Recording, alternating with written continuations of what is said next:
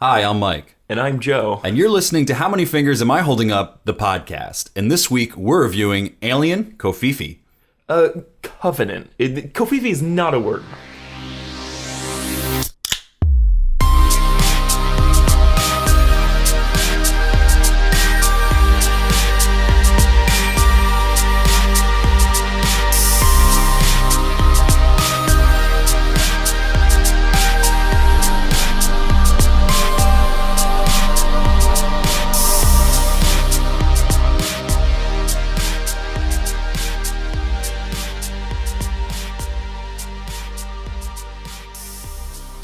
Welcome to How Many Fingers Am I Holding Up, featuring two guys getting opinionated and reviewing movies in a weekly podcast form. And that synonym came to us straight from Connor McFadden. No middleman. He said it directly to us. That's how the internet works, baby. Peer to peer. We certainly do get opinionated. Connor McFadden, if you're ever in the area and you're out of the Georgia state, we would love to do Connor McFadden Presents How Many Fingers Am I Holding Up. Is that where... Is it Georgia? I don't know. He's your friend, Joe. I don't know. He's in the ATL, right? I don't know. Anyway, let us delay no further. Betwixt us, again, for the second time. Who's that boy? Brother Dan. Look on my works, ye mighty, and despair. There he is again. You might recognize that creepy voice from the Arrival episode, where Dan has now become our resident sci-fi expert. Yeah, comes on for sci-fi that has music as a big role in the movie. That's what I'm here for. He's definitely diversifying his genre. Really branching out here. Mm-hmm. But we're going to try not to go for 2 hours like we did last time for the Arrival episode. Oh, God, did we go that long? I thought it was 3. Yeah, we're going to try to initiate the death process of this episode soon. If we're not careful, this episode is death process. End up with a ring cycle of our own if we go too long. But this week we're drinking Virginia Black American whiskey by none other than Drake. And this was given to us by, I think, Dan Martin. By Dan Martin.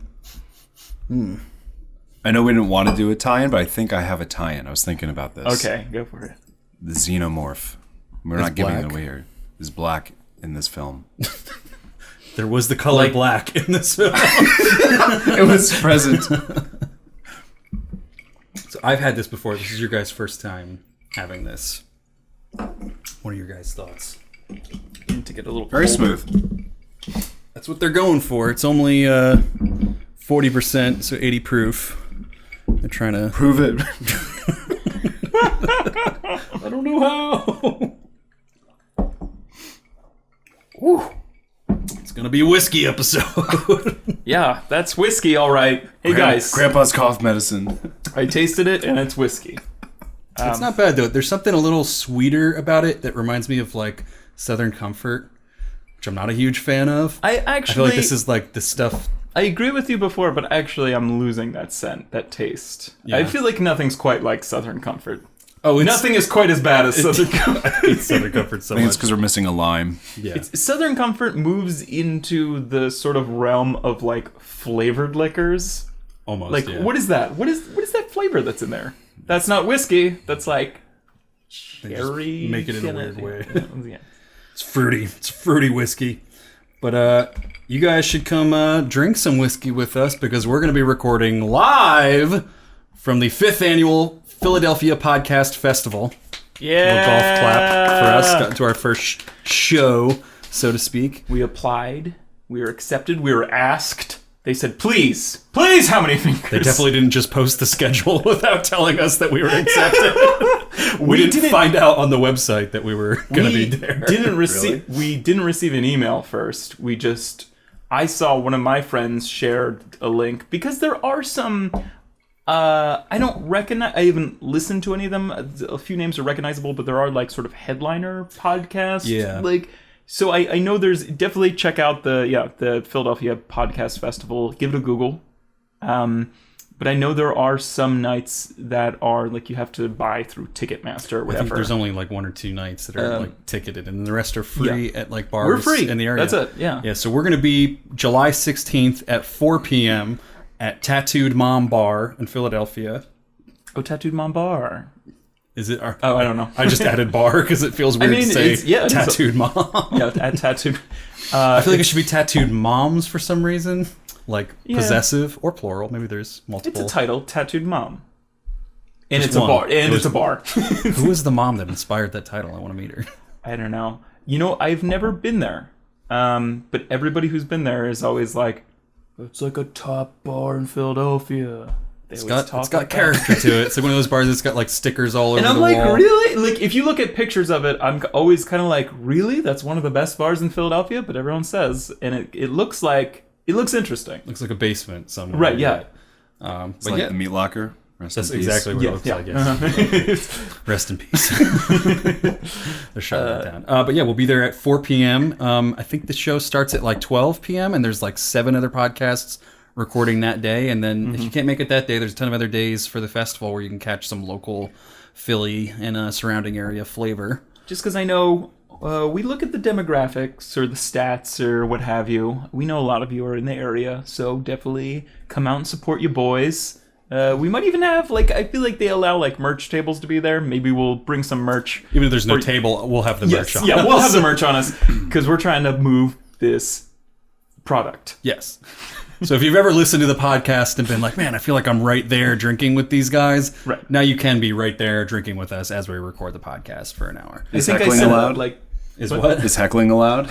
No, but I think we're going to have Freebird. I mean, we are going to have some crowd participation. I feel like with a live episode, we have to do like crowd work, kind of. It would just be awkward for us to be like, "Hey guys, we're going to tell you all about like." It would be so much more fun to have people either on stage or just kind of shout out stuff. Like, so if you've ever wanted to be on the podcast, yes, have that hand ready to shoot up. If you guys want to join us on the podcast, all your biggest dreams.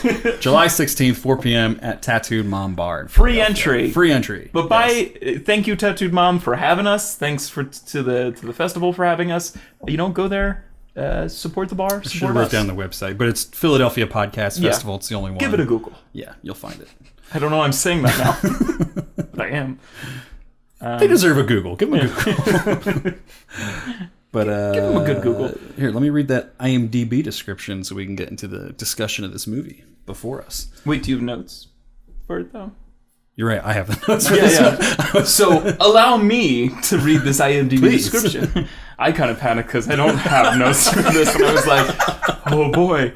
Yeah, you said that, and then I looked down. I'm like, "Oh, I do have a ton of notes." For this. Ridley Scott said he's a good boy, and the IMDb description is: the crew of a colony ship bound for a remote planet discovered an uncharted paradise with a threat beyond their imagination and must attempt a harrowing escape. Spoiler alert.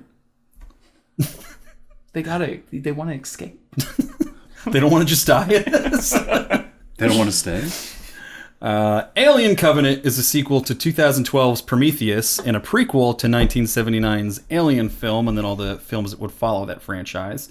This is the 6th installment in the Alien film franchise, or the 8th if you count the Alien versus Predator film franchise, which a lot of people do not. I don't. Dan does not. It was directed by Ridley Scott, who has previously directed a whole lot, but I'll just read some of the highlights. Alien, Blade Runner, Legend, Thelma and Louise, Gladiator, Black Hawk Down, American Gangster, Prometheus, and The Martian. Podcast favorite. I want to love Ridley Scott, and then you say things like that. He's got a lot of classic movies in there. He's been nominated for 4 Oscars, 1 for Best Picture for The Martian, and 3 for Best Director for Black Hawk Down, Gladiator, and Thelma and Louise. Gladiator actually won Best Picture, but I guess he's not. They only allow like a certain amount of producers to be nominated for it, and he did executive produce that, so he didn't technically win the Oscar, but I mean it was his film. It's his film, Best Picture, but he doesn't have an Oscar for Gladiator that he won, which sucks. What a punch in the dick, man! Oh man, I put my heart and soul to this movie, and it wins Best Picture. And like, they don't let him on stage. Then he loses Best Director too. Are you not entertained?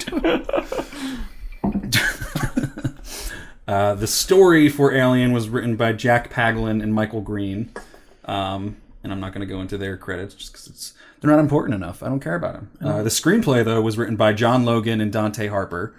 John Logan has collaborated with Ridley Scott before on a few films, but his credits include Any Given Sunday, Gladiator, The Time Machine, The Last Samurai, The Aviator, Sweeney Todd, The Demon Barber of Fleet Street, Rango, Hugo, Skyfall, Spectre, among many other films and plays. He's also a pretty prominent playwright.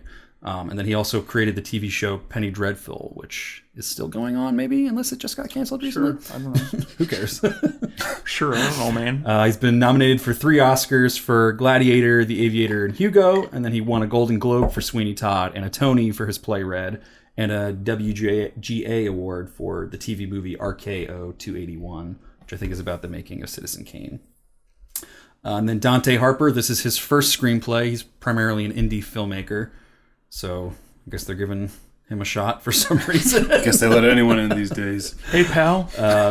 Supposedly Harper wrote the first draft, and then Logan was brought on for extensive rewrites. So I don't think he did the best job, probably, on his first screenplay. Poor guy. Logan. And then as of May 29th, 2017, Alien Covenant has grossed $60 million in the United States and Canada and $101 million in other countries for a worldwide total of $161 million against a production budget of $97 million. So, not horrible. They made their money back. Right. I don't think it was the smashing box office success that they were maybe hoping, but it is an R-rated movie, so it's not going to dominate entirely. And thus concludes the mic notes. Let's talk about Alien: Covenant. Or Alien. Kofifi.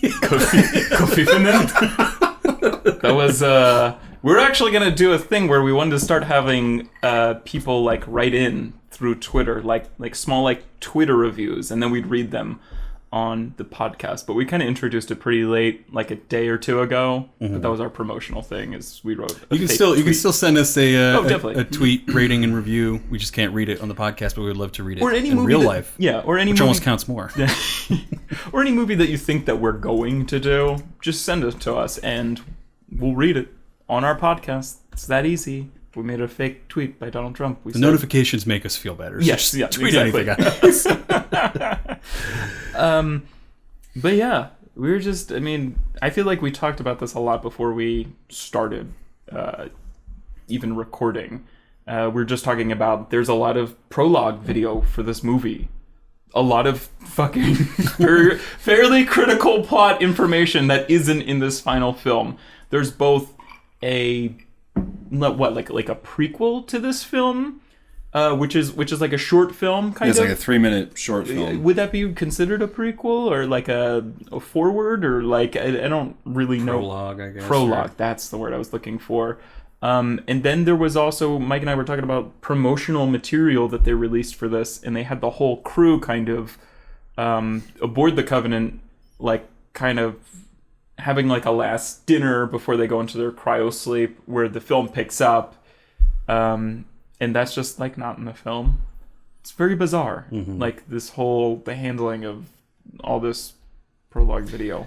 Yeah, not to like jump right in, but let's jump right in. But like that's something that could have helped. I haven't watched that, but just hearing about that is something that could have sorely helped this film, because we're only introduced to these characters as they wake up from cryo sleep and in the middle of like a crisis going on. Yeah. So it's very confusing to figure out who's married to who is who, what is everyone's names, and then like what type of people and characters are they all at the same time and that's trying to deal with something. Yeah, and that's what they established at this dinner. Is they said this is the first, all couple kind of mission, and you see them all like kind of coupled up with Ninja Turtle hands. Yes, yeah. Cowabunga! Feel bad for you audio listeners. You guys don't get to see my terrible hand gestures.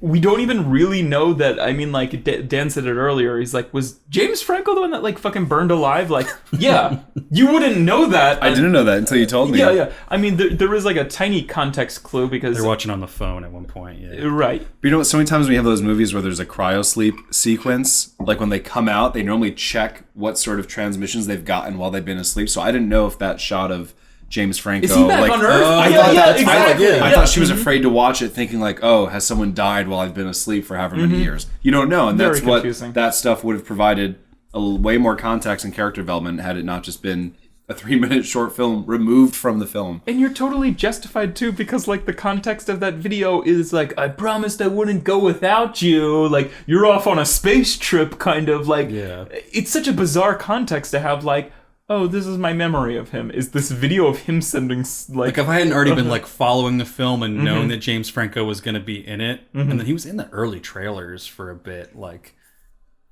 actually like on the spaceship for a bit in the early trailers. I feel like they were cutting from that Yeah. promo, and I guess they just must have cut So I was it out looking of for him, so then I recognized him as soon as I saw him in the cryo sleep, so I knew he was the one that burned up before they started showing the video. But if you weren't looking for him, it's not recognizably immediately James Franco. He's got like a little bit of facial hair going on too. Like, And he's burnt up. He's like It would also be funny if people who watch this film were like, oh, her husband just like burned alive. Like maybe she's soothed by this random video of James Franco. he's just James Franco playing James Franco. hey girl. Hey girl, I know you're really distraught right now because maybe your husband died. Like there's a bunch of different options. You just pick your own conclusion about what happens in this movie. But all this is right in the beginning of the film. It's not like this is, and this is what you're kind of thrown into right from the beginning. Prometheus had such a better beginning. Like I loved like the beginning. The very beginning of this, I love the immediate first scene. What is the immediate first scene? With Walter? Well, it's spoil. Now I'm spoiling, but it's David actually from Prometheus, the robot from Prometheus, and his creator guy. Whatever his name is, Guy Pierce. Oh yeah, yeah, where he's playing because that as Waylon. That ends up coming back in like a really nice bookend later. I feel like that's the stuff that John Logan added to Dante Harper's probably garbage script. Or John Logan is just suddenly an awful screenwriter now, and all the mesh in the middle is stuff that he added to a honestly brilliant script. Could do with. I mean, that was essential to the script, but I thought that was like super ham-fisted and like very unsubtle. Like, you'll call me David, because you're like the Michelangelo, and here's a bunch of themes of like mankind will like they're really like fucking hear the themes, like kind of like it's really it's very hit you over the head, but it's like, bold, and I feel like it makes a choice about what kind of style the movie's going for. Where I feel like the entire middle of this movie is like Alien and Prometheus just like fucking each other into like this. They're awful, clashing. Yeah, they're not two different working movies, together. Yeah. Although that clip that's pre-Prometheus. That's when Waylon's young. So it also answers some questions about, just kind of where David came from specifically. Like we know he was created by Waylon. It mainly works as a bookend for the last scene in the film, which I think ties it all together kind of nicely, and it helps establish somewhat of a theme that if you didn't have that first scene, then I don't think I would get the theme that they're trying to go for by the time the movie ends. Right. And it sort of establishes where the movie's going after this. Yeah, because it's unsubtle and ham-fisted, I think, but it definitely explores and sets up the theme that mankind will create something better than itself, then will destroy mankind because it sees itself as like superior. And we return to that. And I mean, David also gets some like kind of like he gets under Waylon's skin about like, you're going to die one day. And it's like, that's Waylon's whole mission from the last film is like, how do I not die? We need to go get these aliens, and they're going to tell me how I'm not going to die. And then he pulls off David's head and beats Waylon to death with it. The Blue Man Group does.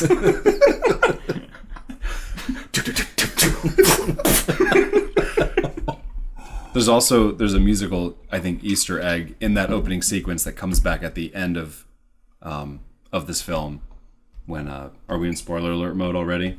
Let's wait a little bit to get into that. But we'll come back. I have a lot to say about the last scene of the movie. There's something also pretty cool about the song that Waylon asks David to play, because David sits down at the Steinway piano and he says, "What should I play?" And he requests a very specific song. And there, I think there's something to be said about the song that they choose. Doesn't he request we'll come back to it. Yeah. He requests a composer, and then I think he says like dealer's choice or something.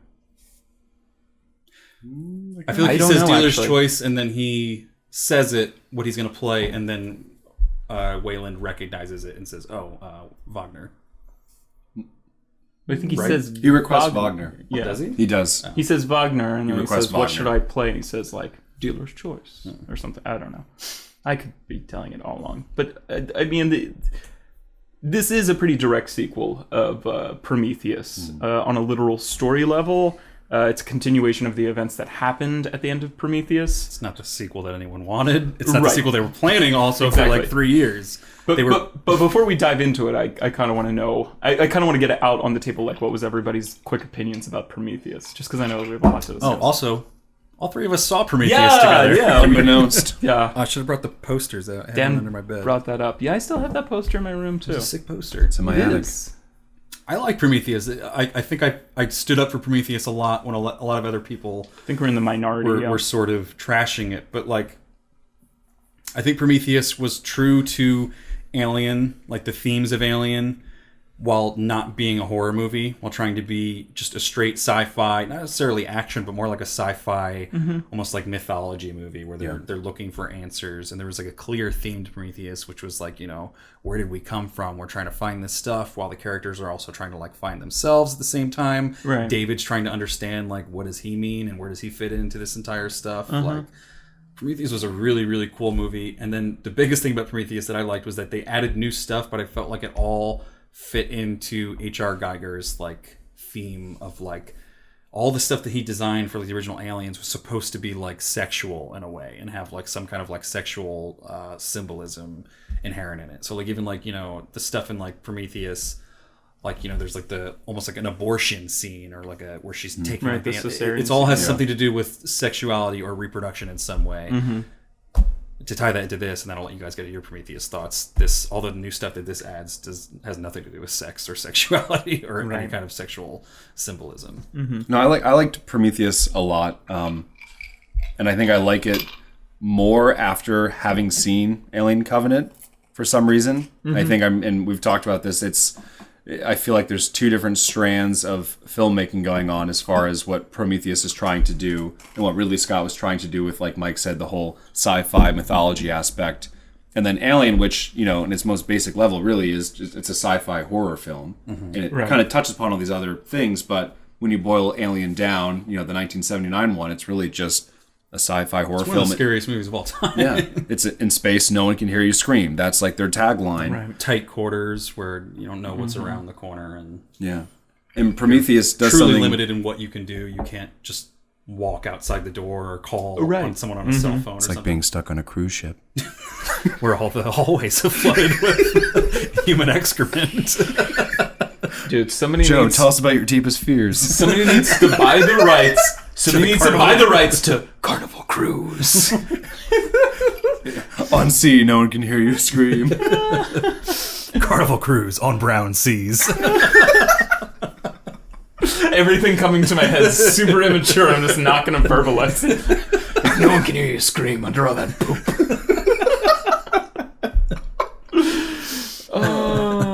It sounds super out of left field to anyone who wasn't privy to our conversations before the movie. We're talking about fear of airplanes, and then we get into fear of cruise ships. Cruise ships don't sound that bad till you think about that Carnival Cruise that got stranded, and then all the toilets started backing up, and that's a nightmare scenario. That's almost It's as the worst bad as thing that could Alien Covenant. Joe, But, you like Prometheus? Or? Yeah, I like Prometheus. I think did you generally like it, Dan? Because I a lot did. of people hated it. I did. Yeah, I think we were in the minority, but again, Prometheus was also one of the most beautiful Ridley Scott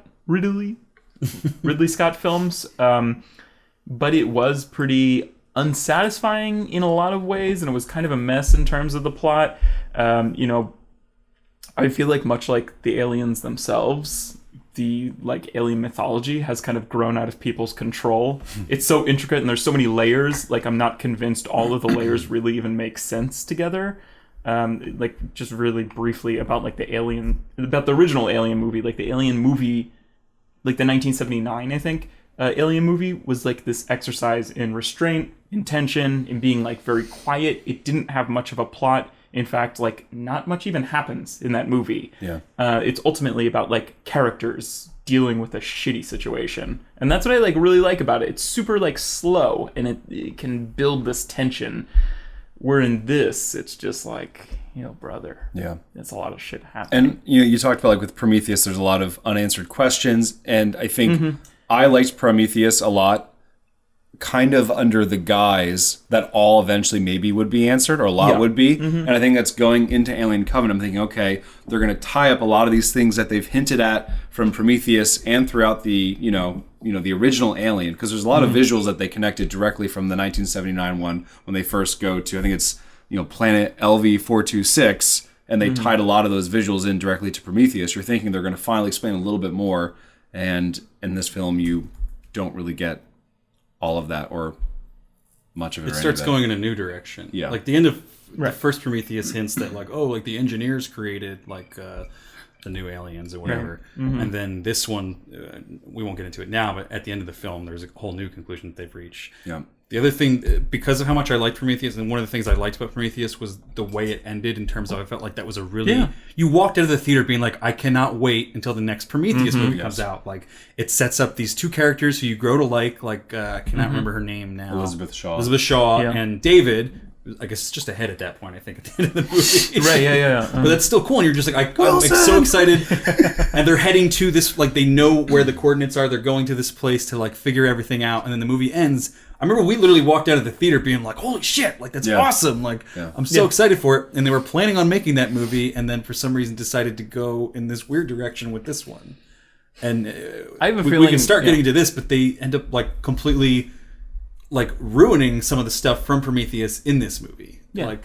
I don't want to say that I like Prometheus less, but I like the franchise less after what they did in this movie to the characters from Prometheus. Even just Prometheus, to play the devil's advocate, I feel like just Alien, even Alien 2, 3, whatever, I feel like one of the least interesting cases you can make about this franchise is where did it come from? Kind of. It's fucking alien. It's foreign, and we don't, that's the definition of alien. That's what makes it so scary, and it's kind of but wait, let's explore, I don't know. But Prometheus was cool because it was trying to explain where did we come from. Exactly. And then this completely abandons that search as well. Mm-hmm.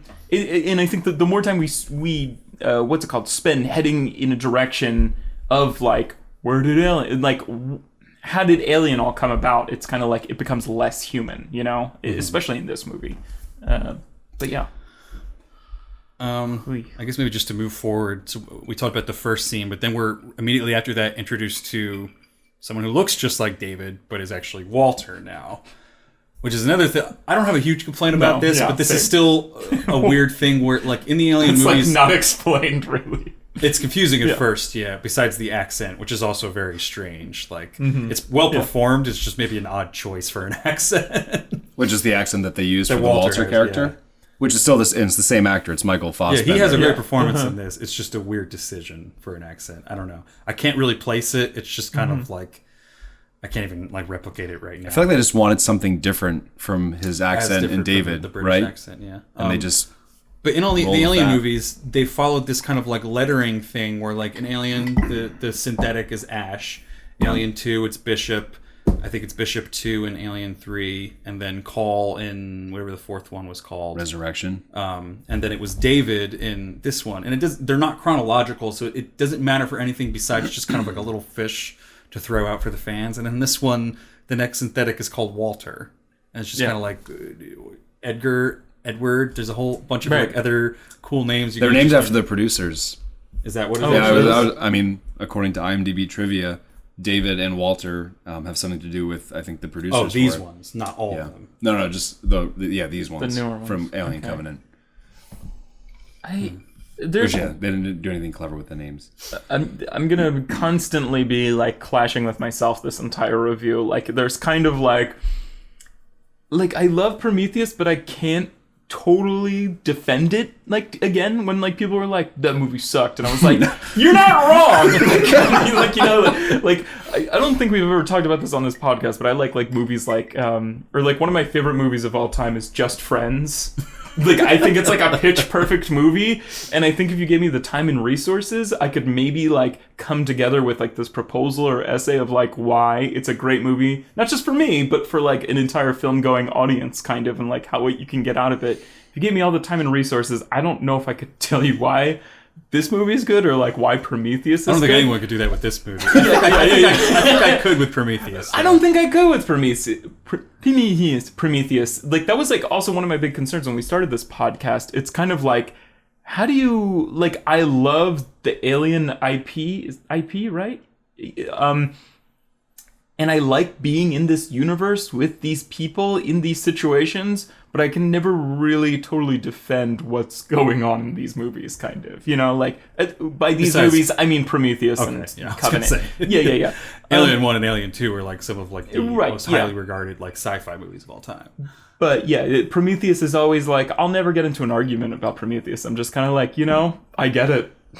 It's been so long. It's been so long since I've seen it that I wouldn't get into an argument. But I think if I watch it again, I could probably dig up some pretty cool defenses for it. It's like a friend you like, but like he gets into trouble, and when things go down, you're just gonna let him get beat up. So Prometheus was like I thought it was a good addition because it took the whole franchise in like a new direction where like it wasn't like action oriented like Alien 2 was, and it wasn't just copying the horror of Alien 1.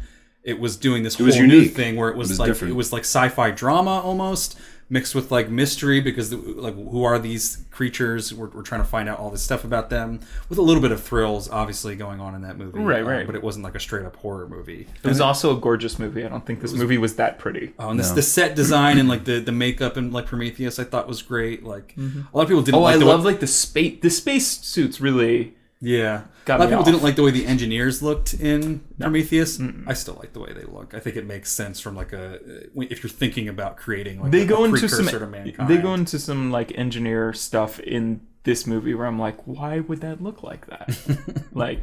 But yeah, let's fast forward through a few main points of the plot. James Franco gets broiled. Flame broiled.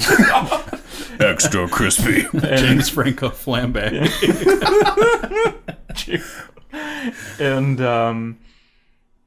And what's it called? So they were essentially recharging the ship, and they went through a solar storm. So they have to wake up early from cryo sleep. And right. The crew does at least. And everybody's actually, I don't know if we explained this whole point, but they're on a huge ship that's attempting to recolonize other parts of the galaxy. So there's like 1,000 or 2,000 other couples and people on this ship that are in cryo sleep. And embryos. So the crew is the only people that end up waking up to deal with this kind of emergency going on. And they're super spry for like sleeping for like 20 years. Yeah. They just get up, vomit, and then some of them just die. Did they say how long they've been sleeping? I don't know. I think it was actually 7 years. But still, that's... So why couldn't James Franco get out of... Did they even explain that? I don't think they explain it. It looks like it's locked and he just burns from the inside. It was just kind of like horror. Like, it was just kind of like horror. You get thrown into it pretty quick. Yeah. And then, so... The... all of a sudden, the role of the captain... Like, we figure out that James Franco, he's like... I want to build a log cabin next to a lake. There's, they want to colonize a whole new planet, basically. That's much like Earth. And so they're bringing all these embryos, this whole crew, people, yada, yada, yada. And I guess outside of the movie, they explain that these are all couples. Mm-hmm. So obviously they'll be able to reproduce as well. But anyway, he dies. And so sort of now there's kind of like this weird confusion of like, he was a very well-liked visionary captain, kind of, and then this new guy is kind of elected just as captain. He's not a strong character. And I hate this character too. Like I like this actor a lot, but this is one of his worst roles I've seen him in. I think he has not a lot to work with. In Prometheus, Shaw had like some sort of like cross, and she said something kind of okay about religion. And I feel like they wanted to continue that theme, and they just kind of fucking like crammed it on the captain. And he's like, well, I like God, so I guess that's why they don't like me. And it was kind of like, shut up. And that's like it, too. That's like, that's pretty much it. That's the end of like that whole, well, he's religious. Like, I even saw him on some late night talk show, and he's like, well, he's the captain, he's religious. And I was like, that has nothing to do with anything. Oh, God. So they find a planet that they didn't see before, and it has almost the same exact Country conditions. Roads by John Denver. Because they go out to repair the whole solar panels that's supposed to recharge the ship, and in the process, Tennessee picks up a rogue transmission. Who's not bad in this movie, but I feel like they don't play to his strengths at all. Again, like doesn't have much to work with. he doesn't, and He doesn't, wears a doesn't- cowboy hat. That's his like. He doesn't. That's his Tennessee. only defining. Yeah. He doesn't ruin anything in this movie, but I feel like if you have Danny McBride in a horror movie, Yeah. like at least give him some funnier lines to work with. Like he's a hilarious actor with the right lines in front of him, and this he's kind of just playing just a guy, just a normal guy with a cowboy hat on who like has a little bit of charisma, but barely. And he's like Tennessee, just like in the original, there was like a Dallas. Yeah, Like, yep. which is- This is one of the first real complaints. Like it was kind of smooth sailing for me until this point, where like I liked the first scene, I liked like the crisis going on. I'm enjoying everything going on until this point. I'm sort of starting to learn about the characters. I'm giving them leeway because I'm expecting to get more later on about them. Spoiler alert, we don't. But then this is where I really have a problem, is when they have this entire expensive, intricate colonization operation, which like obviously has been planned by like a board of directors on Earth. the budget has So to much be money. astronomical. Look at that shit. Look how many people are in it. Look how many waivers had to be signed probably to be like, we give you guys control of everything. And then one guy is just allowed to be like, hey, we're getting like a signal over here. Right. I know the movie doesn't happen without that, but it's a weak excuse. It's so to have, it's to have so them dumb. go there. Like it just doesn't make. I cannot wrap my head around this massive Wayland corporate or Wayland something it is now. It's like two words now. I cannot wrap my head around that happening. Like them being able to do that without calling home and being like, hey, just to check with our board of directors and like shareholders, can I steer this entire ship Exactly. to a place where we've never even heard of until now? Because you know that they had picked this planet probably like 20 years in advance. They even say they trained for it and everything. Yeah. Although they try to justify it because they show kind of that, the new captain comes on board. He's very sensitive to the fact that the previous captain was way more popular. They've just gone through this traumatic experience. The new captain doesn't even let them grieve. He gives them direct orders, hey, get immediately back to work. He's like Goldar from the Power Rangers. And all of a sudden, like there's a shot of him watching them like, have, some whiskey in honor of their captain. And you can tell he's kind of unsure about it. But then they have the whole, they have that whole segment where she's what's her name, Daniels, who later who at that point is now the second in command. She's kind of saying everything Mike is saying, like, hey, this is, we've trained for this. We're supposed to go to, I think it's Oragay 6 is the planet they're supposed to go to. But I think the captain is insecure about his crew. He can tell that they do not want to go back into cryosleep. It's going to take they do the math. It's going to take another 7 years. Because they don't want to be flame broiled either. Yeah, they literally lost, what they say, 40-something crew members in the original. 60 something, I think. So they've lost a ton of. It's not like they lost or just not the crew captain. members, 60 something people. They lost a bunch of people, and now they're like, hey, time to go back into cryosleep for another 7 years. And they're like, maybe now I think the reality sets in. So I think in that sense, it makes a little more sense. I mean, I get what you're saying about it's the whole big corporate operation. It's thin though. Like you can get there with a leap of faith and a jump of logic, but it's pushing like how far I'm willing to suspend my disbelief. Like when you have this like quasi-military but mostly corporate expedition, you already put me in this universe of like rules and regulations, and that was something that I thought that like Life did really well in terms of like, oh, like there's all these firewalls for everything, there's all these ways we have to handle everything. They had to like double check with home when they could communicate about when they did stuff, and like everything was just like super like regimented and segmented, and like there was a way to do stuff, and they couldn't just act all willy-nilly up there. They weren't on their own. And I know they can't. Maybe the reason is they can't communicate with Earth now. But I would think that means that they have to stick to their original plan. You mean in this film they can't? Because even at the end, he says, "I hope this transmission will reach you in like 1.34 years." Yeah. At the very end, so that's how long it's going to. So they kind of. I think they are left. It's not an immediate call home kind of thing. It's yeah. But then my response would be, I don't think that means they probably can't Exactly. go. Yeah.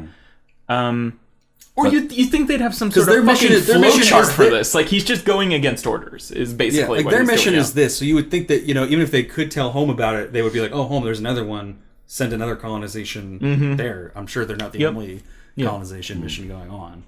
I was literally what you said before. I was about to. I mean, like for our next plot point, they go down into this planet or whatever. But literally, like, I don't know. Like you were just talking about Life. I was like, I feel like I'm gonna like open old wounds from the Life episode. But I think one of the biggest complaints about like Prometheus, from myself and a lot of people were like really like harsh about this, but it was like, how dumb was it like in Prometheus is like when they were like, oh, like the air's just like in Earth, like in here, and they all like take off their helmets, kind of. But she and, keeps like, hers on though, doesn't she? When they all take theirs off, and she keeps hers on. I think at first she keeps hers on, but then she just kind of takes it off. Mm-hmm. I'm not entirely sure. But either like, way, they broach the topic of someone tries it, they're okay. Whereas in this one, they don't even put their shit on to go outside. They walk outside like it's the fucking like Lost World, and it's just like, all right, let's get our packs and let's go. It does. It's a Jurassic Park movie for a little bit. It's my. I wrote this on Letterboxd, but that's my closest comparison I can think of this movie is the Lost World. Don't go into the long grass. But the quasi-military corporate expedition with like too many characters. But it's like I don't know. It's like maybe the crew being dumb is harsh, but they're not sensible or smart or just even acting humanly realistic, kind of. And what's it called? I don't know. I feel like they just doubled down in this movie where they were just kind of like, let's make them even stupider. They fucking just like walk right off the ship, kind of.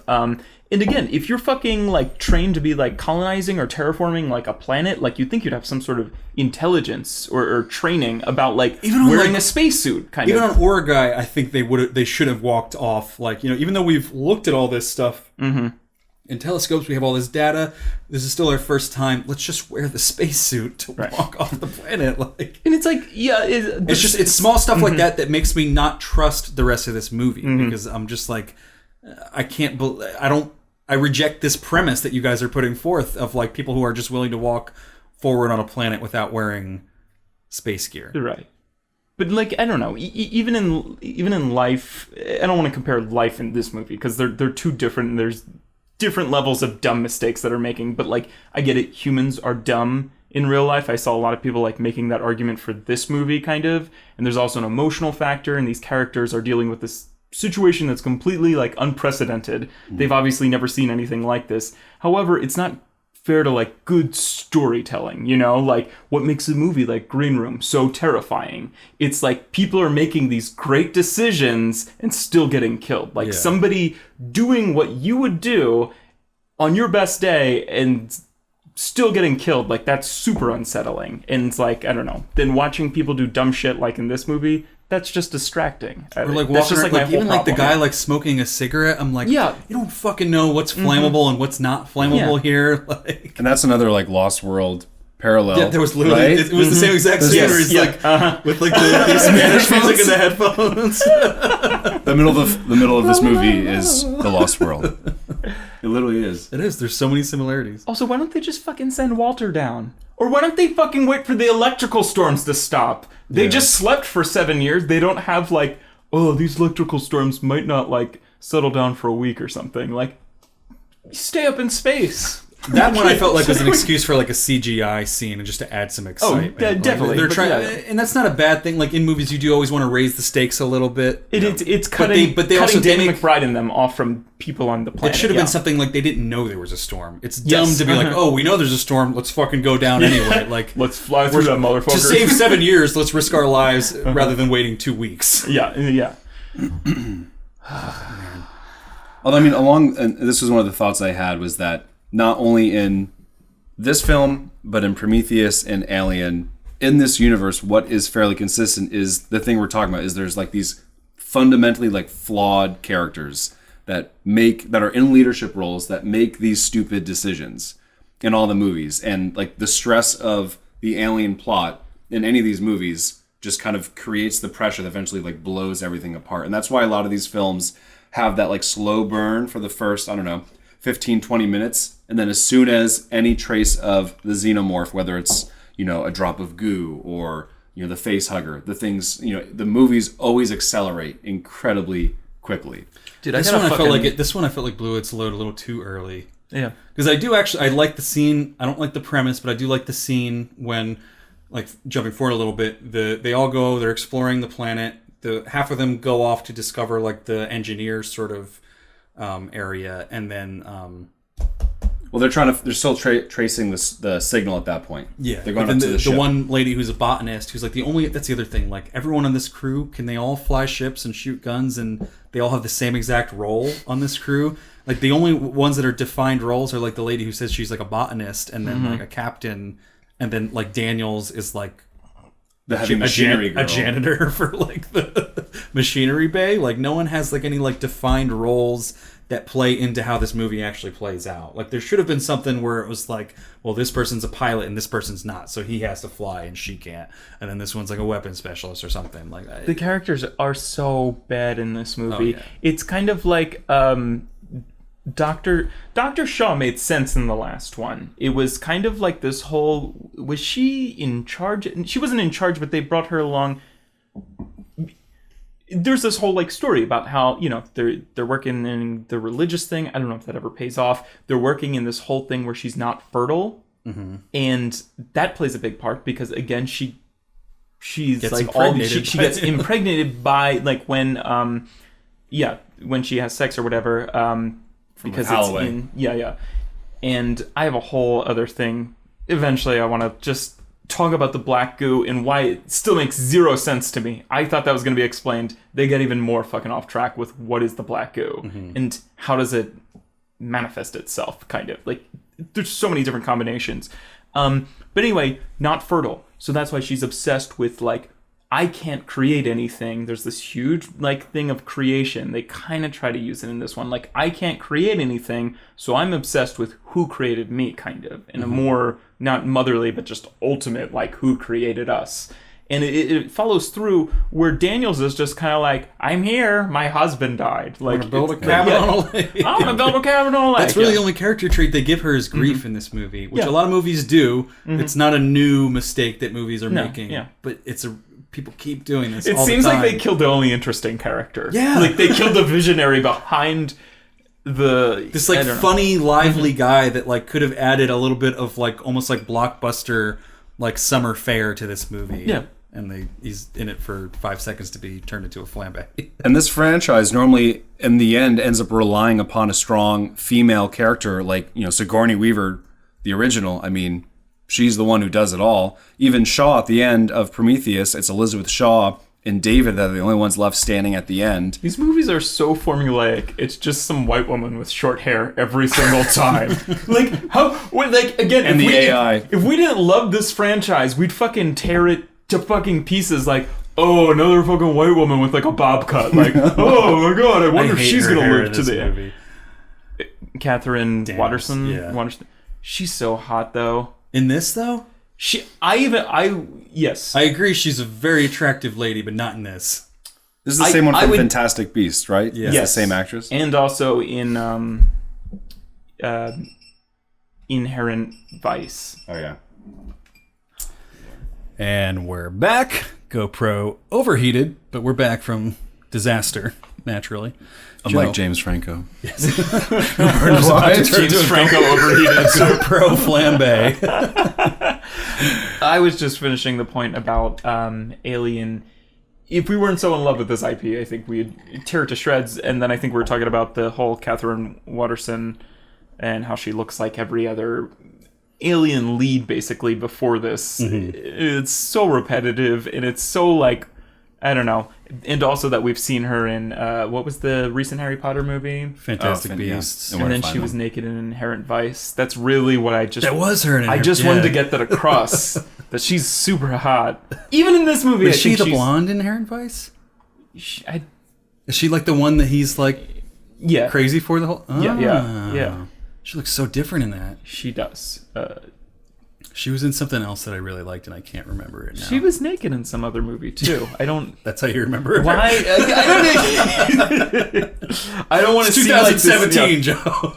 I don't want to seem like this nudity-obsessed, like, oh, yeah, back in 2012. Oh, yeah, I got a Mr. Skin email about that. But, Dad, I think you were going to say something about how this franchise, maybe it's been a little long, this franchise was like, we'd tear it apart if it wasn't so... Yeah, no, and this movie especially, it's looking back, I was so optimistic for it. I think it tries to stand on the legs of Prometheus and the original Alien franchise. It tries to do both. You know, the Alien franchise is known for like a brooding mood, the slow burn, jump scares, like you were saying, tight quarters, being trapped, body mutilation, strong female heroine. And then with Prometheus, you know, it's like the whole sci-fi mythology, the origins of mankind, human life, creator versus the created, synthetic life versus real life, the search for truth or scientific progress. And this movie just kind of gets caught in the middle. And I don't think it really knows what it was trying to do.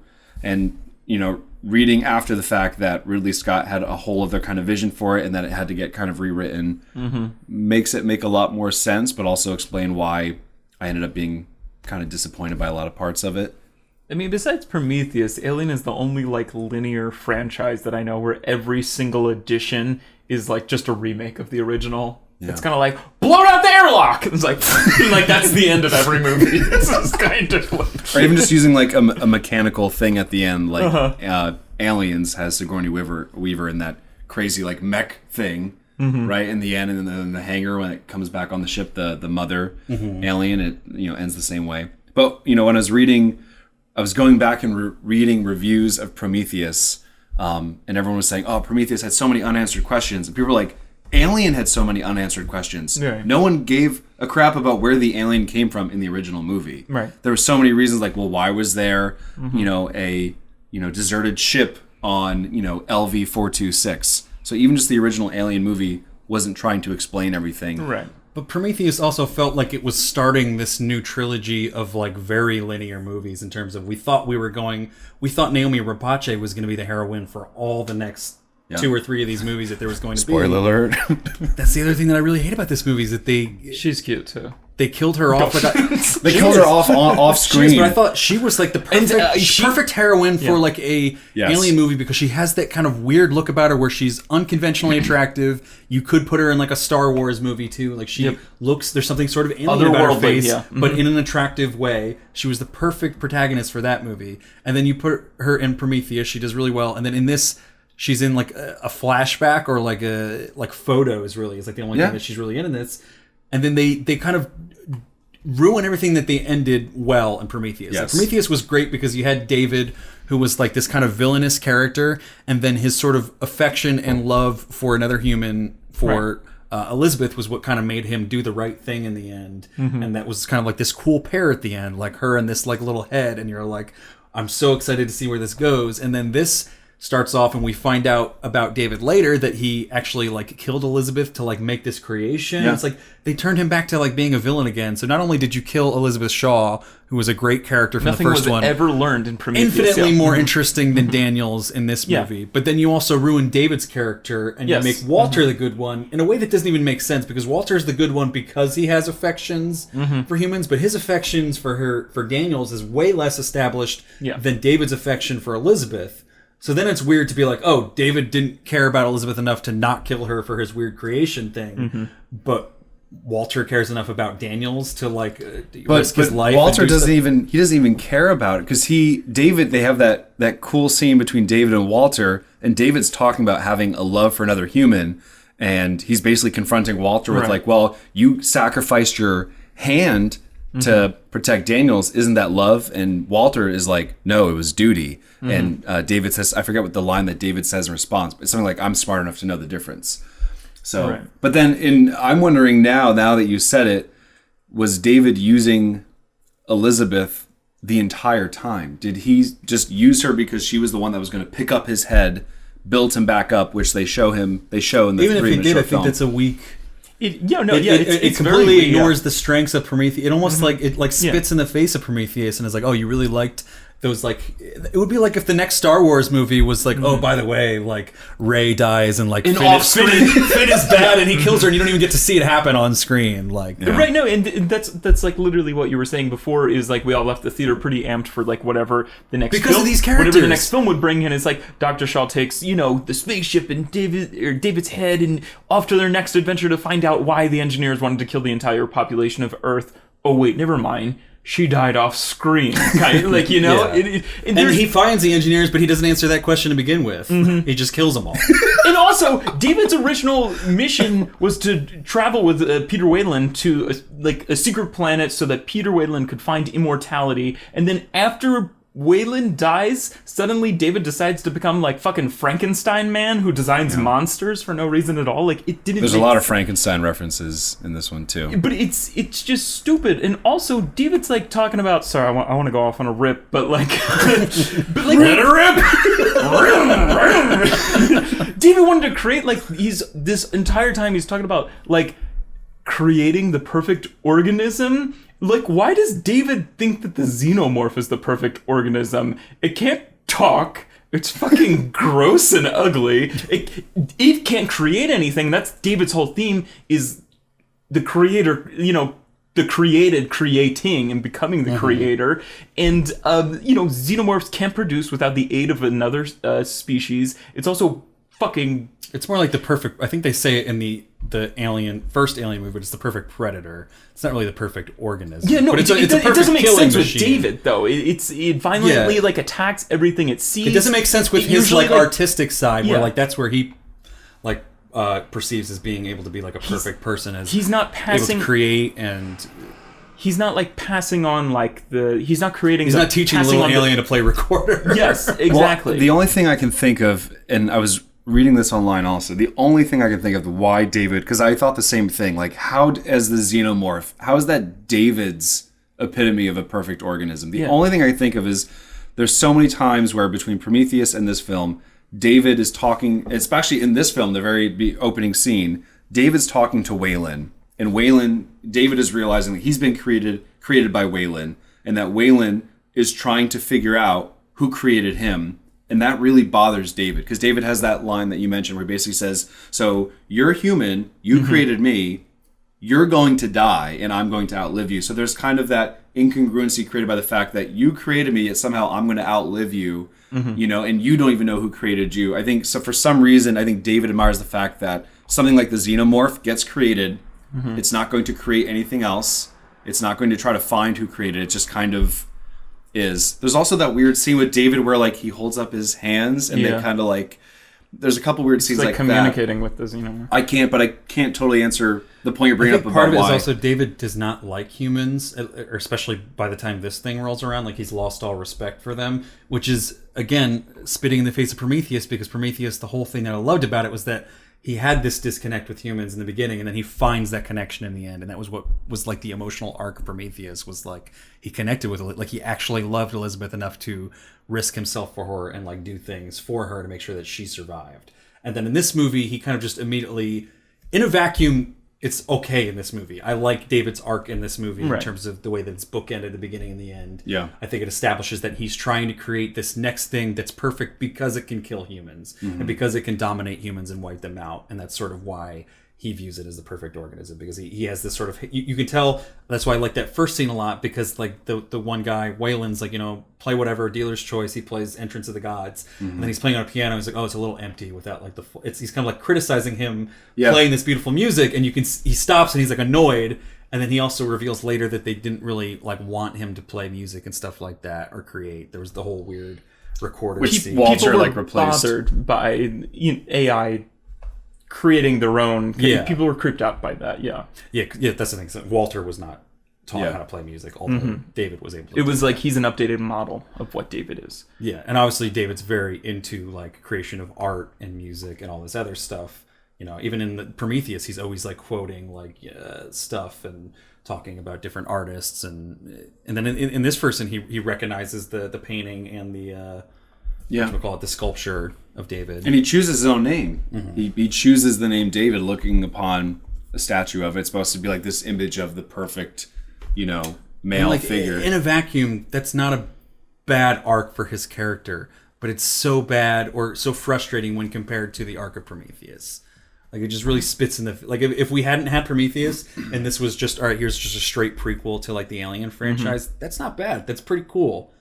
But when you like have us so emotionally invested in Prometheus, then literally have us waiting because you're talking about for like 3 years in the press about how you're going to make a direct sequel to Prometheus with Elizabeth Shaw, like Naomi Rapace, and Michael Fassbender, continuing their story, where they literally end on like a cliffhanger in Prometheus. and then to completely go against that, like that's I can't think of a worse. I think decision. that's where this movie fails. Is it fails the continuum from Prometheus to Alien Covenant, like the way you just described. That if you take the bigger context of David's character, it fails there, and all the things that Prometheus kind of promised we might get. And I think it even actually, in many ways, to me, it just I have from the first day I ever saw the original Alien and all the sequels, excluding the Predator ones. I have no problem just falling in love with the basic Alien premise. I think it works. And even by the time you finally see the real xenomorph come back in this film, to me it was super anticlimactic. Yeah. I didn't care at all by the time the real xenomorph shows up. So to me, like, by the end, it kind of didn't hold my attention as far as a regular Alien movie.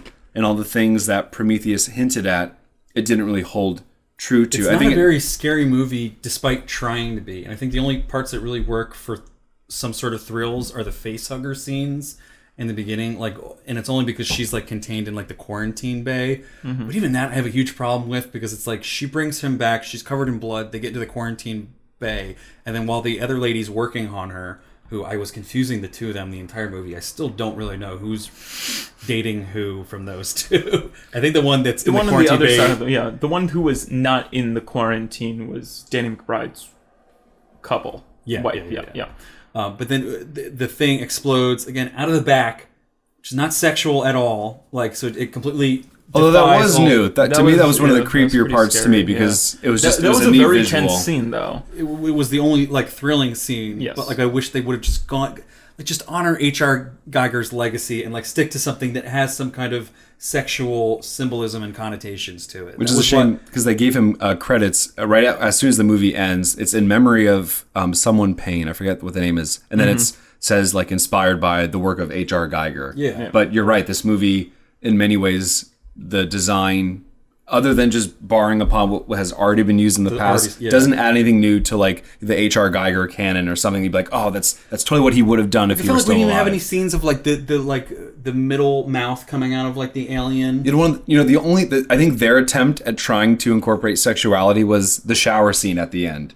Where the tail goes up its leg. Like, they're naked, so they're going to die. I thought the same thing. It's like B-movie, like slasher kind of material. And I hated that. But like, let's blow through this like plot real quick. So they land on the planet. They go through the expedition. Two of them inhale basically an airborne like black goo pollen. Basically goes into the ear. Not sexual at all. The other guy is in his nose. You just really want this to be sexual. You sexual deviant. I wanted to get hard. No, but then, and I think the movie's great, and it creates that tension, like the scene that we were just talking about with the three of them in the quarantine or whatever, and everybody's racing back, and then all of a sudden the spaceship like blows up, and they're all freaking out, and they're all trying to shoot it at the chest burster, and they're all kind of shooting each other, and it's like some great like up close work, and you're disoriented too, and then like. And I was literally like, okay, this is going to be like a good film. And then somebody shoots like a flare up into the woods. And I was just kind of like, I like the character of David, but I felt like this totally derailed the whole like. It's a whole tonal shift. It was like a fucking Deus Ex literally Machina. Deus Ex Machina. He has like a Jedi outfit on too. Yeah, no, looks like a character from Assassin's Creed. He looks like a fucking Destiny character. Like the composer Jed Kurzel did do the soundtrack for Assassin's Creed. Really? Yeah. And then the movie's all of a sudden like, oh no, like what we're here to do is show you where aliens come from. And it's kind of like there's nothing about like finding out this information that improves the Aliens franchise or like makes it worth watching. I don't know. There's just like a whole derailment of. I mean, there's just two different movies happening at the same time. And I agree. It had me up until that point. Then things start to change. What brought me back for a little bit is when you first see the scene when they go to the necropolis. Visually, that's a very cool sequence, even though it's kind of out of left field. But when you kind of see the city that they go to, and there's just the dead corpses everywhere. I mean, visually, that's a pretty cool component. It's not something we've seen before. The crew doesn't seem all that suspicious of David, who's the man who shows up like looking like an evil wizard surrounded by like thousands of dead bodies, and they're just kind of like, yeah, where can I take a nap? Or like, wash up. Just like, they're fucking scientists who are witnessing like a new like alien civilization. They're like, you got somewhere I can sleep or just, like splash some water in my face or something? Like, it's just the most stupidest. Like... And now we're getting to this point. I mean, they also make it's super obvious from David's first dialogue when they get to the necropolis that David maybe has some ulterior motives. And also Peter Whalen created an android whose hair grows. I think that was mainly just to separate it, but yes. I think it's to separate it so you're not getting too confused. And then he like cuts his hair with like gardening scissors, and then like in the next scene he walks into the room and his hair's like perfectly coiffed. He's like, hey, what's up? Well, it's also like he has like blonde hair and cuts it, and then it's like dark brunette brown at the root. Yeah. It's like he's got bad roots. Like they just stopped doing makeup like for like one side of the... I didn't like in the quarantine scene, like I can see the leap of faith that they want us to take in terms of the one lady, she gets like bled all over, so she goes into the quarantine, and then the other lady, when she's in there working on him, the chest burster comes out the back, splatters on her, sprays her, but then she quarantines them in there, right? Even though she's just they been both like, have, mm-hmm. And it's like I understand like it's like probably like a self-preservation thing, but it's not really well established. Like she just kind of is like, she's very much acting like, oh, this is protocol. Like I have to keep you guys in here, even though I just had blood squirted all. She's just protecting herself. Yeah, it was just I didn't like that. Yeah. And then I don't like anything in the necropolis because I feel like in the first Alien, I feel like the layout of the ship is very well established. You know where they're going. You know what stuff is happening. The layout is so poorly established in this necropolis. Like I don't know how big it is. They only show like 2 or 3 different rooms. We have no idea of like how long it takes to get from like one room to the other. What kind of hallways you're going through. It's just 3 set pieces that they're filming on, and people just show up in them. So like when someone like dies in one place, you're like, wouldn't they hear that? And the other, like, there's nothing else going on in here. Yeah. Like, you wouldn't hear like an echo of like a scream or like gun blasts somewhere else in like the necropolis. There's so many. And if it's that big, you haven't really established how big it is because you haven't had scenes of them walking through the hallways and any idea of what kind of passage of time takes place between we get up, walk over here, and then we enter over here. There's so many like bad horror cliches too. Like the entire time that they're in the necropolis, like it's literally one person after another, like kind of being like, that person's been gone a long time. Yep. That person's been gone a long time. Yep. That person's been. Which is also Lost World Jurassic. Someone go check on where. Full circle, baby.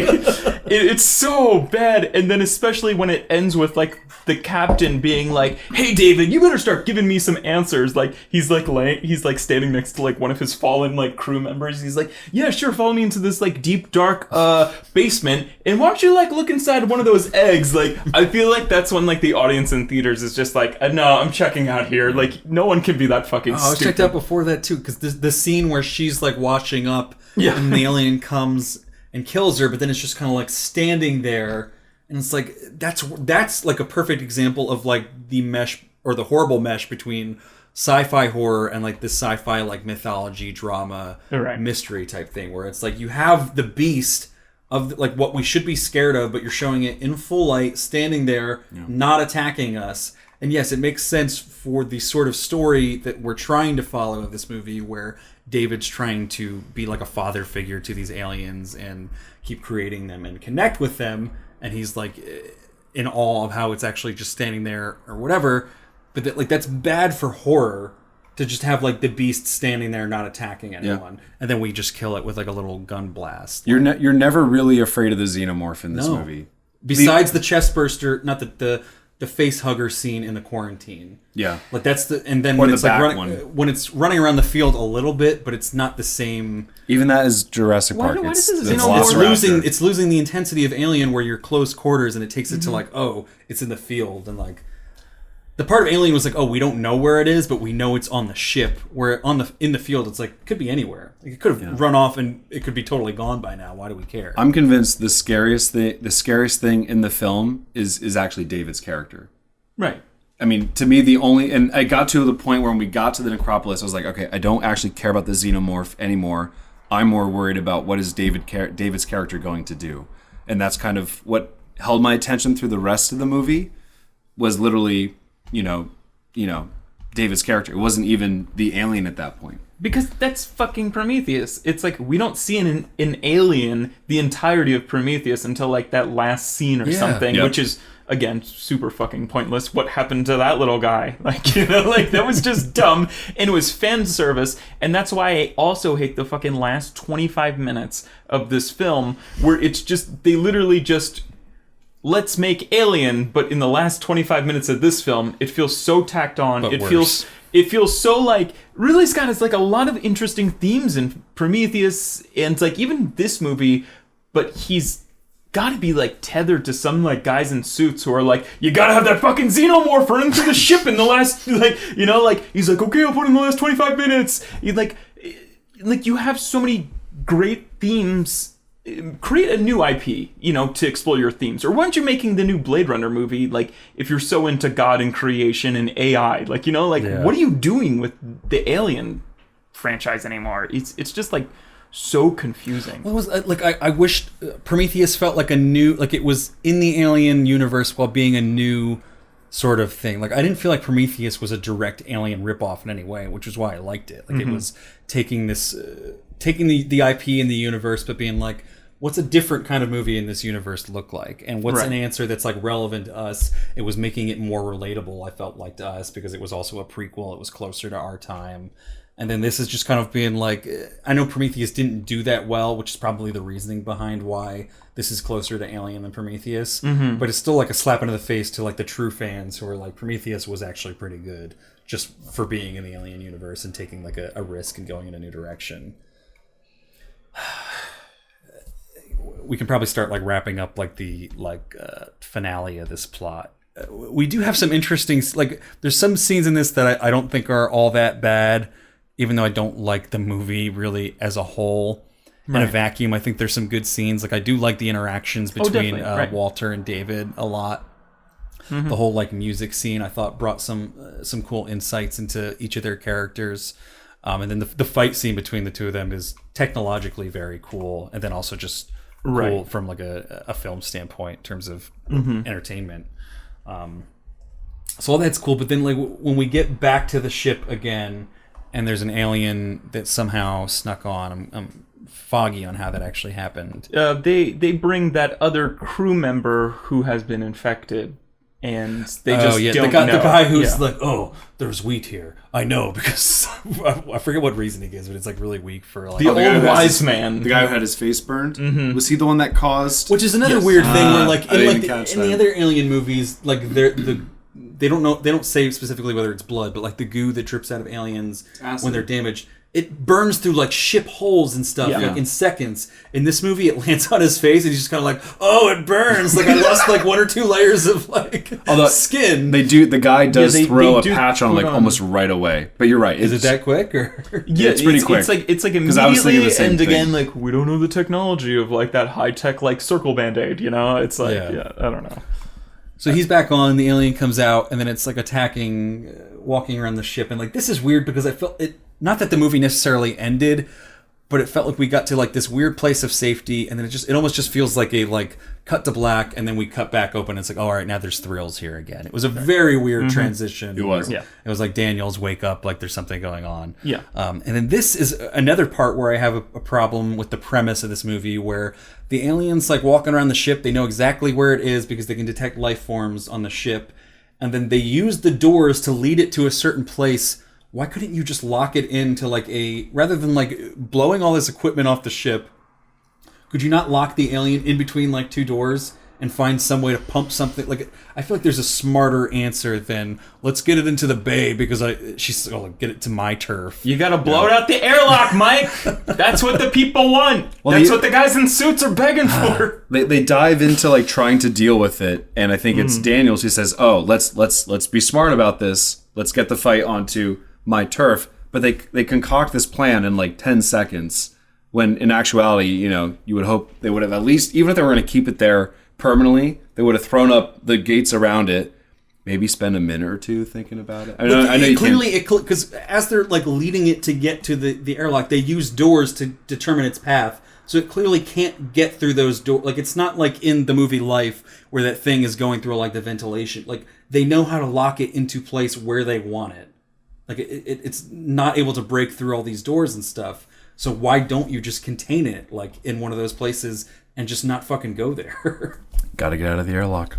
I mean, I know the answer is because it's a movie and we need to have a more climactical climax than that. But it just felt they were creating like this premise that was like screwing itself over at the same time. Like, you're showing us the technology that you're using to lead this alien somewhere that you could be using to just trap it and kill it within there. Like, the whole ship is your turf too as well. Like, I don't buy that whole like on my turf because I know where the chains are for all these different like ships. She had all the gates memorized. She was calling like specific gate numbers as they're leading it to it. She like that's for the whole ship too. Yeah, that's what I'm saying. She knew like all the, not just for that one, the terraforming bay or whatever it was. Something that I did enjoy, and it goes back to the opening scene when it's David and Waylon, and we're kind of seeing Waylon interacting with David. We're assuming pretty soon after David's been created. In fact, it's when David chooses his name, and Waylon asks him to sit down at the piano and play something, and David says, "What should I play?" And Waylon says, "I'd like to hear some Wagner." So he plays this piece. It's from the Ring Cycle. Entry of the Gods into Valhalla. Mm-hmm. And I thought it was interesting that, and maybe it's definitely not a saving grace for this film, but it was just something that I appreciated, was that he asked him to play Wagner. And Richard Wagner, German Romanicist composer, the one thing that he's known for, and as soon as I heard the name in the film, the first thing I thought of was that Wagner, when you think of Nazism, Wagner was the one composer whose name has always, for some reason, been inextricably connected to Hitler in World War II and Nazism. And it was interesting that that was the composer that Waylon asked David to play. And what was really interesting, I was reading up on some things I didn't know about Wagner, was that he actually wrote this treatise, which really, the German translation, Das Judentum in der Musik, translates to Judaism in music. And Wagner, he denied that Jews were capable of true creativity, and that according to Wagner, that the Jewish artist could only speak in imitation of others, make art in imitation of others, and that according to Wagner, the Jew cannot really speak, write, or create art on his own. And Wagner's become kind of a very controversial classical music composer because, anytime people want to go back and appreciate his music, he's always kind of linked to Nazism. And it's interesting that Waylon, who obviously is obsessed with this whole concept of the creator and true creativity, he creates David in his own kind of image. And we have that famous scene I was actually watching some deleted scenes from Prometheus, and there's a deleted scene where in Prometheus, Waylon stands up to the engineer and says, "Look, I've created David. He's like a perfect being. I'm a god. You're an engineer. You're a god. We should be able to live forever." So obviously Waylon's obsessed with this concept of true creativity and creating something. And it was interesting that that's the composer that immediately he asks David to play. To me, it was almost kind of like, hey, play this music because you're just a creation that I made. Well, I think it's like a subtle justification for David's actions because he has this hatred for mankind that kind of stems from the way that mankind treats him in terms of, the later versions of David are not allowed to create at all, even though David's very obsessed with like creating music and stuff like that, which ties into what you're saying about Wagner's views on the Jews in that they could not create anything for themselves. They could only copy, which is kind of how I think David thinks that Waylon views his synthetic creations, is that they are only capable of playing works that like humans can create and beautiful stuff like that. And then, like we said, he even insults David when he's playing the Wagner piece, and he's like, "Oh, it doesn't sound great playing it on its own," which is why I love that when this is like this not the saving grace, because I still think this is a bad movie, or at least an average movie, but the way that this movie is bookended, I love the way that all this stuff sort of comes full circle, where when there's this whole sort of like shell game thing going on where after David's cut his hair, he looks the same as Walter. He fights Walter, and we think that Walter is the one that wins. But it turns out he like did some damage to himself to make himself appear like Walter, and he cuts off his hand actually. Yeah, and he comes back to the ship, and then when he after they defeat the alien, he's putting everyone to cryosleep, and as he's putting Daniels into cryosleep, she realizes, oh, that's David, that's not Walter, but she ends up being lulled to sleep anyway. And then we kind of have this where everything starts repeating from the way that we saw David in the first scene and then Walter in the first scene of the movie, his first scene in the movie, where David's walking around the ship doing all this stuff to like put everyone to cryo sleep. He's talking to Mother, and he's like, Mother, play Entrance of the Gods into Valhalla from Wagner. We get to hear it full orchestra now, which was what, Wayland wanted to hear in the first scene. Right. And then now when it's coming back, we're kind of getting the image of like David views himself as a god now because he's created these xenomorphs, and you can just tell by the way he's carrying himself, like he is trying to further and like birth this whole new species of like, just a whole new species. And then he does the whole thing where he's like regurgitating the embryos, and he puts the alien embryos amongst the human embryos, and that's where like everything ends. I don't know, I thought that was a really powerful like bookend. It was for a pretty shitty movie. Yeah. Like those two scenes, like they feel like they're written by someone completely different than the rest of the movie. Like I can find Maybe like it was true, Logan. I can find true like cinematic brilliance in those two bookends. Like even in a vacuum of themselves, they work really, really well. But then you just throw the rest of the movie in, and it kind of drags those two down. I thought the scene with David killing all of the engineers when they like arrive, like that was like another thing. I was like, what the fuck? Because like the end of Prometheus is like, let's go talk to the engineers, and then David shows up and he's like, just nukes them. yeah, he fucking like Poorly established. he too. kills everybody, and the black goo turns into a pollen-like substance. Like, did David know that was going to happen? And like, it just seems like he's kind of insane at that point. He's just like, genocide, like, just like He's like a doesn't mad do scientist. anything else. Yeah, it's just kind of bizarre. I'm curious to see where they're going to take it next, because I'm imagining this is not the end of this. I'm going to call it a reboot, because there was quite a bit of time between, like, if we're not counting the Alien versus Predator ones, like the 1997 Alien Resurrection. Fast forward, what Prometheus was, what, 2012? 2012. I mean, I would imagine they've set it up. They have David. We're in spoiler alert now, so David's on the colony ship. He basically has all powers granted to him. He has 2,000 colonists in cryosleep. He has human embryos. He now has xenomorph embryos. I mean, where do you go with something after that? Well, I know that they're planning one or two more movies, Ridley Scott is saying, after this. I'm curious if he'll keep making movies after this. Like, keep making these movies after this. I feel like he's not the type that wants to settle down and be like, let me only make this trilogy for the next. Yeah, no, few. exactly. Like, I think he wants to make these eventually, but there's going to be like one or two other Ridley Scott projects in between before we even start working on the next Alien. Let's get into Fingers.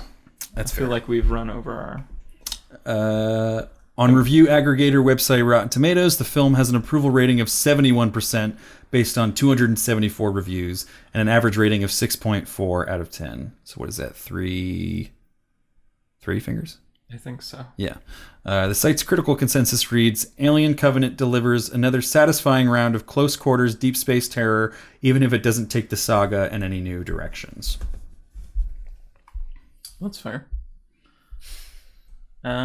Maybe not satisfying. I would take that word. Yeah, no, yeah. Another round of close quarters yeah. deep space terror. Well, I'll go first. Go for it. Go, yeah.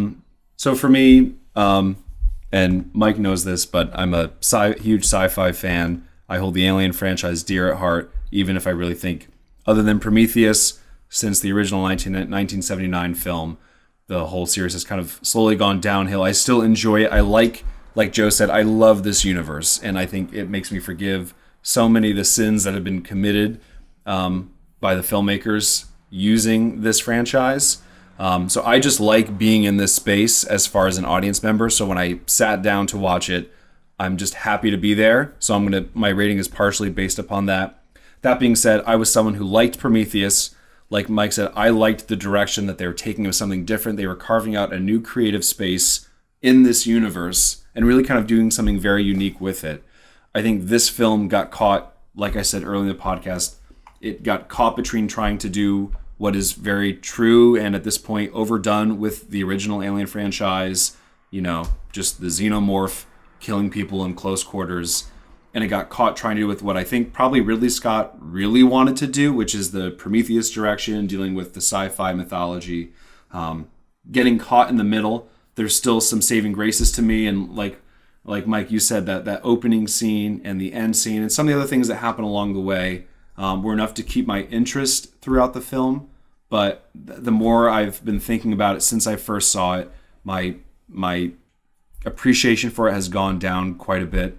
And while I enjoy it, I got to say at the end of the day, it kind of left me wanting a lot more. And I think it could have been a much better film given the trajectory that Prometheus set. So for that reason, I'm probably at 3 fingers for this one. That's fair. I'll go next.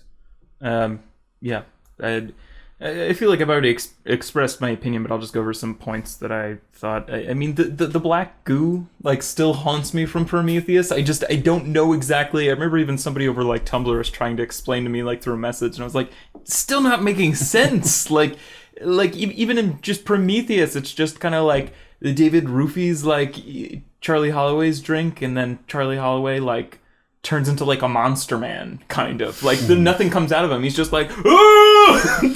And then he like, but before that happens, he nuts into sorry, that just slipped out. He nuts in Shaw, and then for some reason, instead of turning her into a monster woman, she turns in that becomes a squid, which she aborts or gives herself a cesarean and takes it out. And then some other guy I know like falls into like a puddle of it, and he turns into a monster man too. And now it's like pollen in this one, and people are getting the chest and now backbursters. It's just like there's so many different things happening from the same exact substance. Yeah. And also, how did David create eggs without the alien queen? Like isn't that like what we learned all about in like Alien 3? Well, he used Elizabeth Shaw for. We don't know exactly what he did with her, but we actually finally, towards the end, we see Elizabeth Shaw's body. Her chest is burst open, so he used her for something. She did ultimately give birth to something else. Right, but you need like the alien queen or something. I don't know. There's just so many things that are just like. Oh, for the eggs. Yeah, to create the eggs, and then also. Well, no, the life cycle is like there's the first thing that you get from being around the eggs, then you get the. I think is that where the face hugger comes in? Yeah. And then the chest burster comes. There's a whole. If you go on like the not the Wikipedia, but the wiki for Alien. Well, people are convinced that this strand of xenomorph that we saw in this film, it's not the final. Isn't the final one? Right. Because just it like it stands a little wasn't more in upright. Prometheus. We're still. So I think the one thing we do know about was there a xenomorph in Prometheus? No, there was a little one at the end. Not a xenomorph, but it still looks was different. Resembling. That was like another thing. There were like murals of xenomorphs in the place that they went to in Prometheus. Yeah, it definitely Prometheus tied itself to Alien. But then like David was the creator of xenomorph. Like that's what they're saying is that eventually he's going to reach the final. Oh, okay. But this got almost a little too close to xenomorphs. Right. Like I felt like we still needed one more like middle phase in between that. The one thing we do know is that the xenomorph pathogen, it basically adapts to whatever it gets to come in contact with, and it can manifest itself in like millions of different things. That's why it's such a supposedly lethal weapon. But that's kind of a cheap plot device answer for the plot holes that you're articulating. Right. And also, I read in a recent interview, Ridley Scott.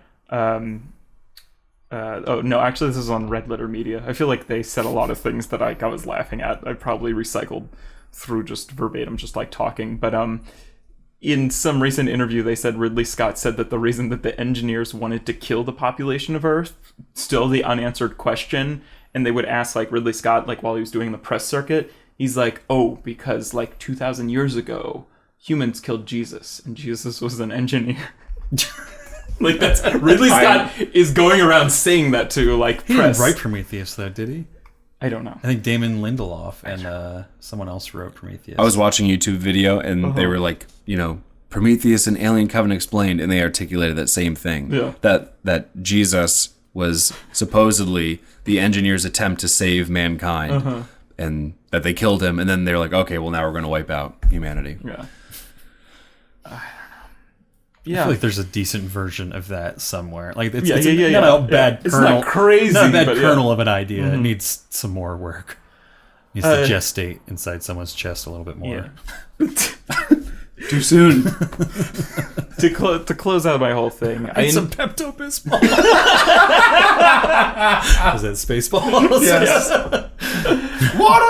Water my ass. Get this guy some Pepto-Bismol. I enjoyed the fast on fast action. Too fast, Too Fast, Too Furious. I don't. It's Prometheus was a mess, but in hindsight, after seeing this, I think I can appreciate their attempt to do something different. I might have already said that. Again, the last 25 minutes of this film feels like a completely different movie. Again, it had to be tacked on. They didn't just go through everything in that movie just to be like, blow it out the airlock at the end, kind of. Like, again, they have to, like, kick it out into space, you know? It was just like every other fucking Alien movie. But it just ends on such a deeply cynical and nihilist sort of message near the end, like the very end, like that ending bookmark. And I thought that was kind of cool. I don't know. It's this again, I feel like I'm gonna meet in the middle of like what I think this film should actually be rated, just on a non-biased and like where I think it should. And I think I'm gonna meet at like 3, just because like I love this and I'm pushing it forward, and I'm also like, this movie makes no fucking sense. Pushing me back. So I think I'm just gonna land at 3. Yeah, I mean, I think I said most of what I really feel, but just sort of like a quick summation of it is that, like, I really, really liked Prometheus. Like, I know it's not a perfect movie, but it's so enjoyable, like, to watch Prometheus. And I think the fact that this spits in the face of Prometheus makes me like this less and like Prometheus more. Oh, definitely. And I think that this has moments of, like, true brilliance. Like, I just wish I could convince them to rewrite the middle of this movie around those bookends, because I think they really are, like, just like really cool cinematic scenes. Like it felt like I understand watching those scenes that this is directed by Ridley Scott, like, you know, 3-time nominated Oscar director, and like the man behind movies like Blade Runner and the original Alien and like all these other ones. But then the middle just feels like it got like studioed the fuck out. Like the studio was oh, we're gonna have like these comedians, and we gotta have this like hot actress, and like we gotta have like the shower sex scene, and we gotta have like this many deaths going on, and like it's all that going on while trying to mesh too much of Alien and too much of Prometheus, and not trying to create something new. Like, I have a better metaphor for this on Letterboxd, but it literally is like almost like metaphor for like the creation of like the xenomorph, where it's like taking this thing and another species and using it to try and create something new, rather than creating something new like in and of itself. Honestly, I could have watched a movie of just like David and Walter. Like, just like Michael Fassbender's that good. And he really is like, again, not the saving grace, because I don't think this movie has been saved, but he's of the few things that I really, really enjoy. He's the only actor that I enjoy in this. Whereas I liked almost everyone in Prometheus. A lot of people ripped on, like, you know, Idris Elba and Charlize Theron. I think they're perfectly fine in Prometheus. I thought everyone was perfectly cast in Prometheus. In this, I don't really like anyone besides Michael Fassbender.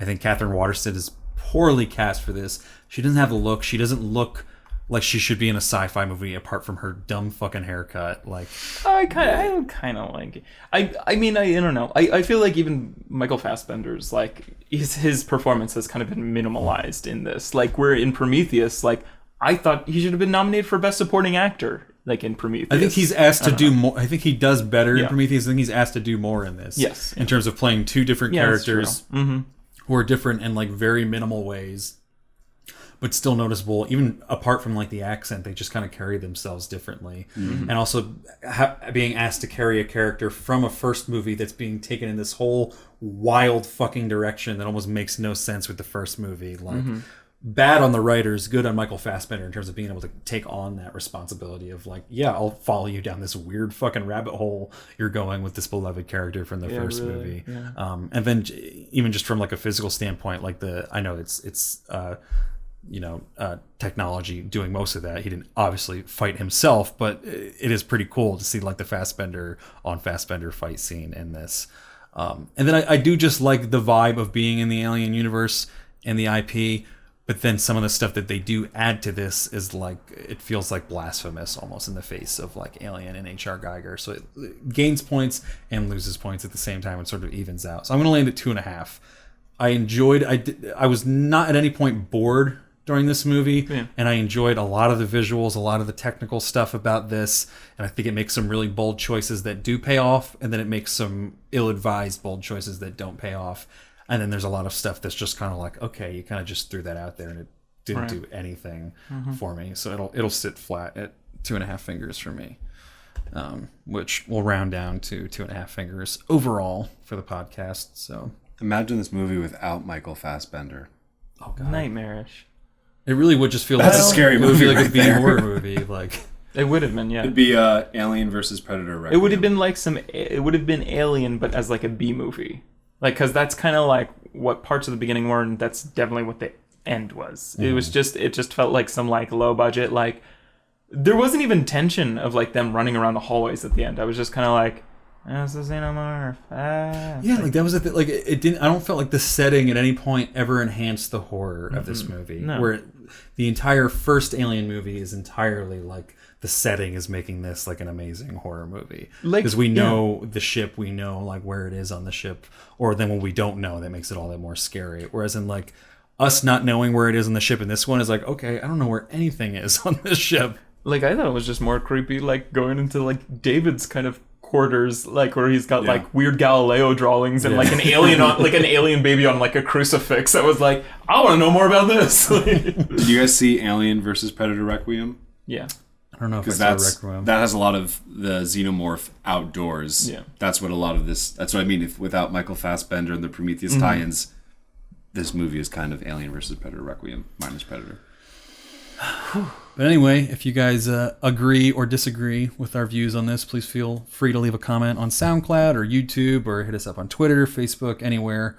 We'd love to hear from you guys and continue the conversation after this review has been posted and all that. And when we start wrapping up this episode, get the heck out of here. Let's do it. Let's plug the plugs. Let's plug the plugs. Dan, thanks for coming on again for our resident sci-fi music expert. Resident in-house. Like we said, check us out at the Philadelphia Podcast Festival, July 16th at 4 p.m. at Tattooed Mom in Philadelphia. We'll be recording live for an hour there. And come early, too. Check out all the other great podcasts that are going to be there. Definitely. We'll be there that early. day. We'll probably be there for a little after. Say hi, drink a beer Yeah. with us, buy a shirt. We'll probably give out stickers for free or something. And then everything else you can find pretty much at howmanyfingerspodcast.com. You can find our iTunes link where we'd love some more ratings and reviews on iTunes. Keep those coming in. Tell us what you think. Help us really boost our ratings there. Sign up for our mailing list on MailChimp. There's a link on our website. We'll give you, updates like when we get accepted to a podcast festival, stuff like that, or when a new episode comes out. All that on MailChimp. Subscribe to our YouTube, please. Again, link on our website, howmanyfingerspodcast.com. We'd love some more subscribers there, so you can watch our beautiful faces and see Joe's weird Ninja Turtles. Cowabunga! They're coupling off. They're all couples. It's the only way you can describe that. And, if you want some merch, we've got that. We got koozies. The koozes. This is green, forest green. We've got 9 other colors available. We've got t-shirts, we've got stickers, and a package deal with all 3 for $11.99. Is it $11.99? Yeah, $11.99. It is, yeah. It's been so long since I said that. And howmanyfingerspodcast.bigcartel.com. And as always, an Amazon link and an iTunes link on our website. Click on either. Anything you purchase from either platform within the next 24 hours, after clicking that link, we'll get a little cut of. Easiest way to support the podcast without going too far out of your way. Do your, Mother's Day shopping, your Father's Day shopping, do all that on Amazon, and then go buy some records on iTunes, support some artists, and support us at the same time without actually buying our stuff. Yeah. Or you could buy our merch, that too. And stay tuned for our review of Pirates of the Caribbean Dead Men Tell No Tales next week. We'll see you then. We'll see you then. Signing out for How Many Fingers a Podcast, I'm Mike. I'm Joe. Done. And this episode is Death Process.